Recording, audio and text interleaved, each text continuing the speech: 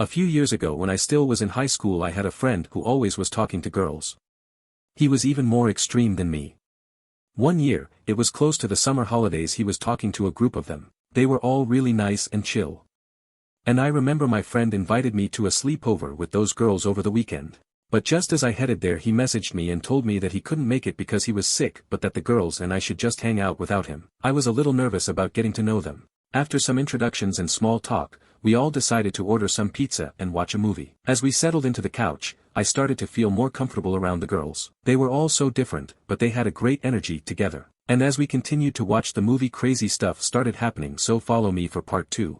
As the night went on, I found myself drawn to one of them. There was something about her and her confidence that I found really attractive. We started talking more and more, and I found myself flirting with her without even realizing it. At one point, she leaned in closer to me and whispered, "You know, you're really cute when you're nervous." I felt a heat rise in my cheeks as I replied, "Am I? I mean, I'm not nervous, I'm just excited to be here." She laughed and put a hand on my arm. "Don't worry, I'm nervous too. It's just easier for me to hide it."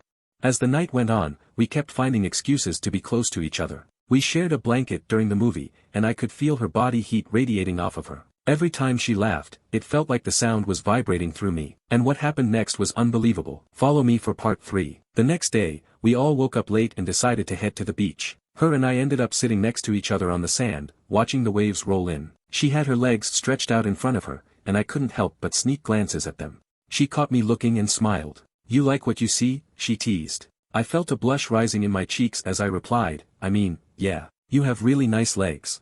She laughed and leaned in closer to me. "You know, I think you're pretty cute too, and I like the way you look at me." I felt a rush of excitement and leaned in to kiss her. It was soft at first, but then grew more intense as we lost ourselves in the moment. I couldn't believe this was happening. I had never felt this kind of chemistry with anyone before. The next thing that happened was absolutely crazy, so stay tuned for part 4. Over the next few hours, her and I spent most of our time together. We walked along the beach, talked about our hopes and dreams, and even snuck in a few more kisses.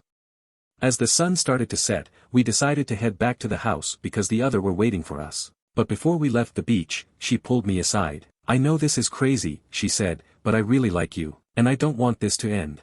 I felt my heart skip a beat as I replied, "I feel the same way." I couldn't believe how much I wanted her in that moment. Eventually, we both pulled away and just stared at each other, our breathing heavy. I knew then that I was in deep trouble. If you want to know what happened next, follow me for part 5. But as much as I wanted to be with her, I knew it couldn't happen. I was just a guest at this sleepover and I didn't want to cause any drama or make things awkward for anyone. So, with a heavy heart, I said goodbye to her and headed back to the house. The rest of the night was a blur as I tried to distract myself from thoughts of her. I knew I had to put this behind me and move on.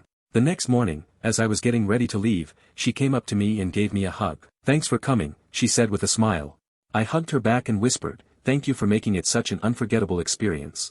As I walked away, I couldn't help but wonder what could have been if things were different.